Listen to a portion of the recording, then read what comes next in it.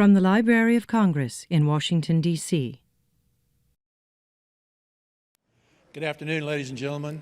My name is Bob Brown. I'm the Chief of the Safety Services Office at the Library of Congress. I was born in Texas and grew up in the 1950s and 60s, post-war, early baby boomer. I can't remember when I didn't know about the name Geronimo. As a kid, with buddies trying to jump off a rock into the river or off a diving board and stuff, we always yelled Geronimo. And we picked that term up from World War II paratroopers who used that when they jumped out of airplanes into battle. And they so respected that name that they put it on their insignia. So I thought I knew the name Geronimo and I knew the history of Geronimo, but 55 years later, I read this book that really opened my eyes to Geronimo the man as well as the warrior. So I learned about his life, I learned about traditions of the Chiricahua Apache, and I learned about his plight within his environment. He was a medicine man, a shaman, and a great warrior. So I'd like to introduce you today to Gujit Yah, Geronimo's great-grandson, Harlyn Geronimo. He is in himself an author, historian, tribal leader, and I think later in life he's come to have an appreciation for French wines. So it's my great pleasure to introduce you to Harlyn Geronimo.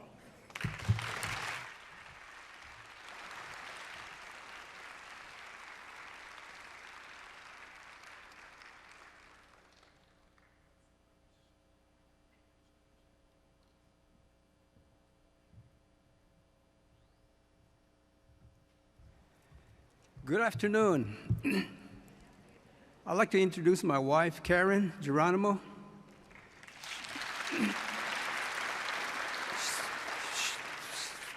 She's a teacher with the Mescalero High School, a linguist also for the tribe, historian. I'm glad that I brought her along.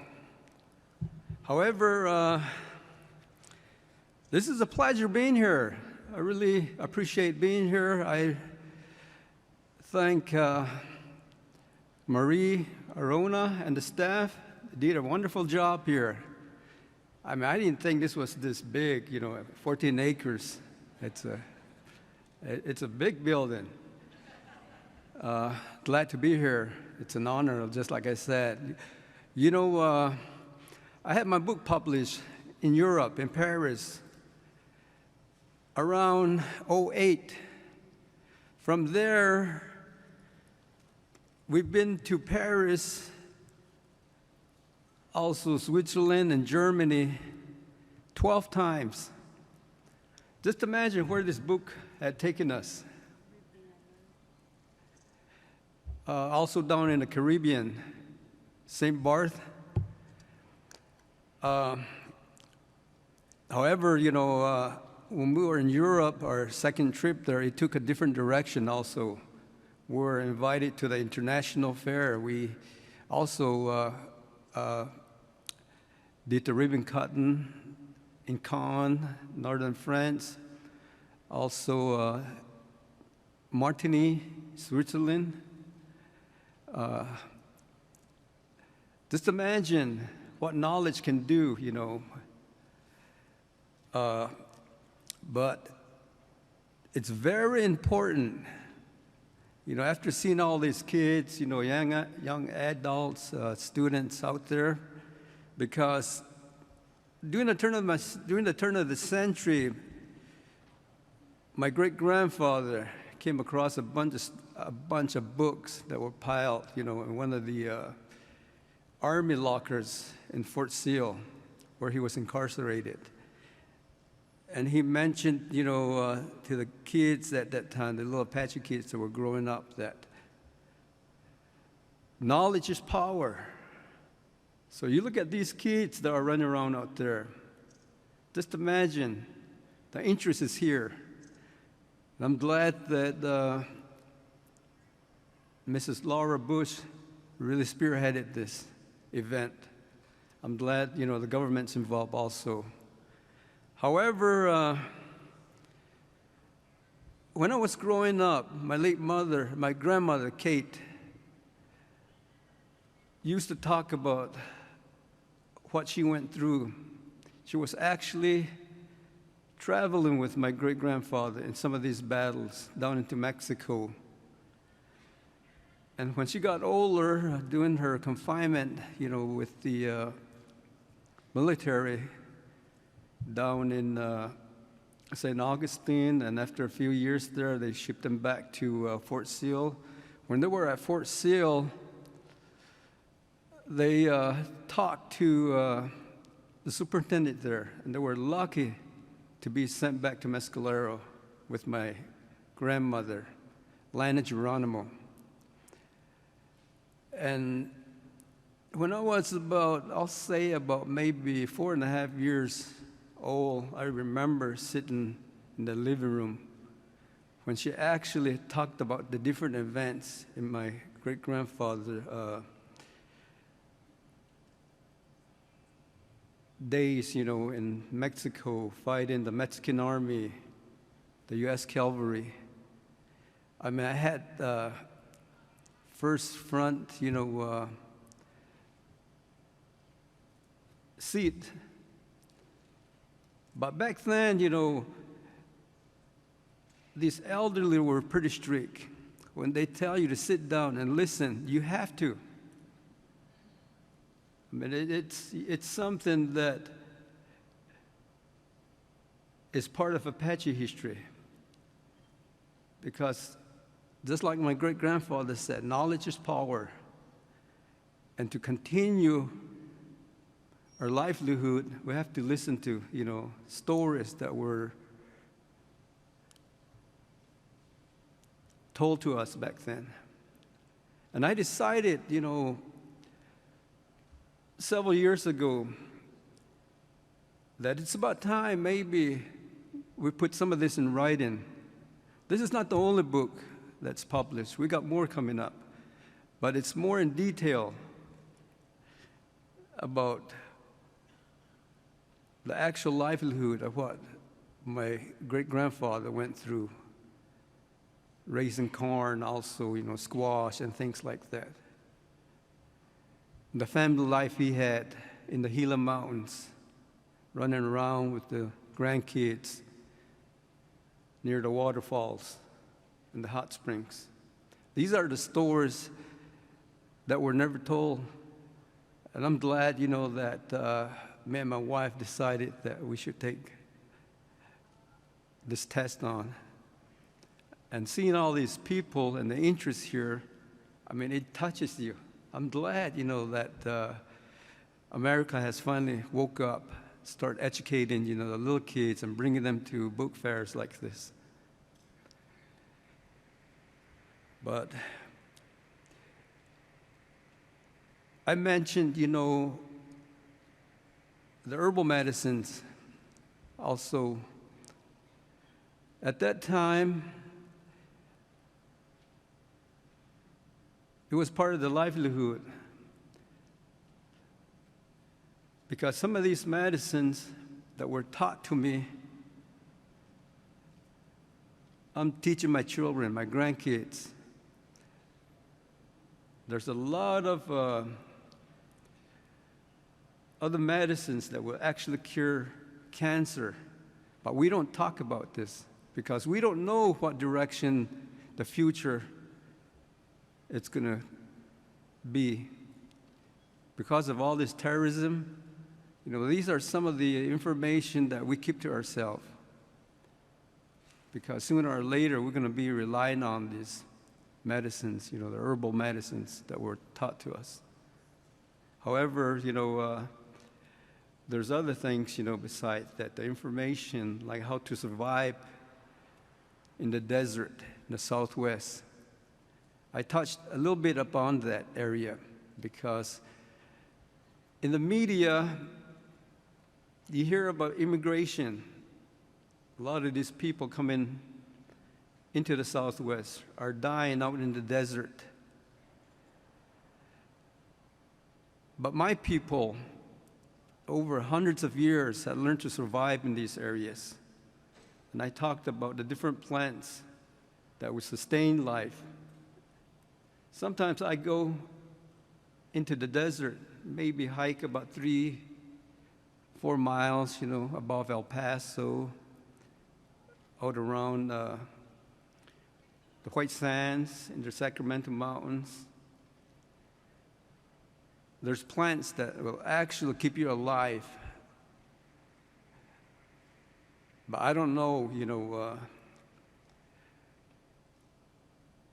there's a big controversy about this area, so I rather not really get myself involved, going down there and teaching, the public about this. But these are the things that I was taught growing up. And a lot of it had stayed with me, and I'm teaching my kids, just like I said. My wife also is an Apache linguist, a historian, and she also teaches, the different herbal medicines to the young kids, our kids. She also is teaching the Apache language, which is very important because a lot of, our high school students are not picking it up because of the social media. And it's really given, our kids a different perspective on life. But hopefully, with the education, the books that, that we have been receiving from across the country would really, line up their lives. And I'm glad, that I could put some of these information into a book form.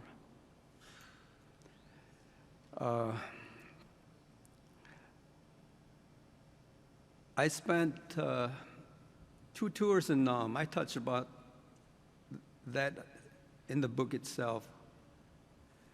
After 6 months in the military, I ended up in the Central Highlands. Just like my father, he was part of the unit that actually set foot on Normandy during World War II. And by the time the war was over, he had been in 8 major battles by the time they got to Belgium. And I felt that, to keep the tradition alive, back then, when I was in high school, I seen half of my classmate being drafted into the military. And I felt that it was an honor at that time, to keep the tradition up, so I enlisted. Just imagine, 6 months later, I was in a war zone. And I don't regret that.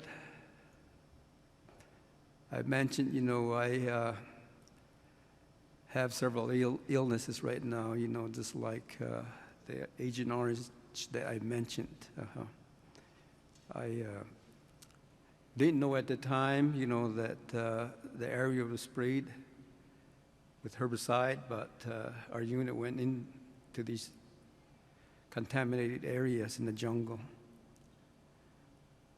But this is, if you think about it, this is all about freedom, a way of life, So I'm glad, that I did my part. And I just finished talking with my grandson that graduated from high school, and he's enlisted into the Marines. So we're very happy about that also. I'd like to have my wife, say a few words in Apache. She's an Apache linguist. I'd like to mention, another thing. Not too long ago, maybe 12 or 13 months ago, I do a team roping back home with my son. And one of the evenings I was team roping with him, I got behind a horse in the box. I wasn't aware of the horse that, it's going to back up. And it pushed me against the corral and knocked two of my teeth out. That's why, haven't been really talking like the way I should. I'm missing some teeth here. I mean, last year, I didn't have no problems, but just to touch up on what I'm going through right now. Okay. Good afternoon. My name is Harlyn Geronimo, and I'm a descendant of Apache Kid. It's an honor to be here, and I hope I do know and understand that there are some teachers here. You are very dedicated people, because in the teaching environment, in the American style, it's very important to teach the children, because one day they will be leaders here in Washington, D.C. But in Washington, ni ke yai ra ku june atiri achinde ra ultai yara ultai na susta ultai dik njugo ilan has dilko barana se hagura biji nan arahilla ako ande bik eko kha Nahi antasharan ina nahi ket ya bitaho kago njukat ekon tasa bitahi ta ibin ka ina kat eko ni ket ya ash iri ba sako sina ni yai.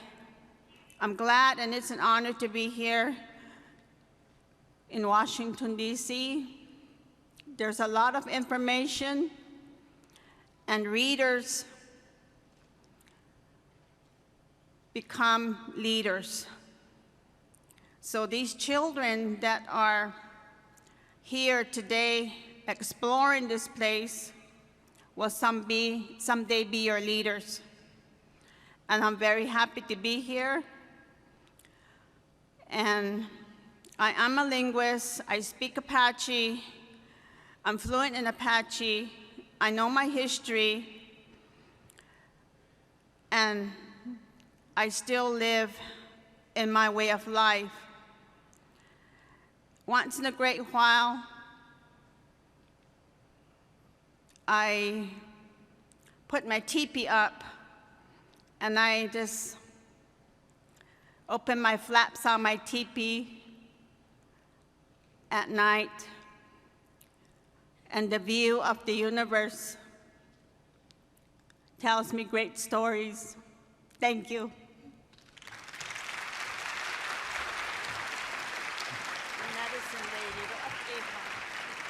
I'd like to also mention that she's a medicine woman also of the tribe. She knows over maybe 300-400 different plants, herbal medicine that we use for the tribe. So I'm glad to be here. It's an honor. I hope you all enjoy my book and maybe spend time with us later on at the book signing. Thank you. This has been a presentation of the Library of Congress. Visit us at loc.gov.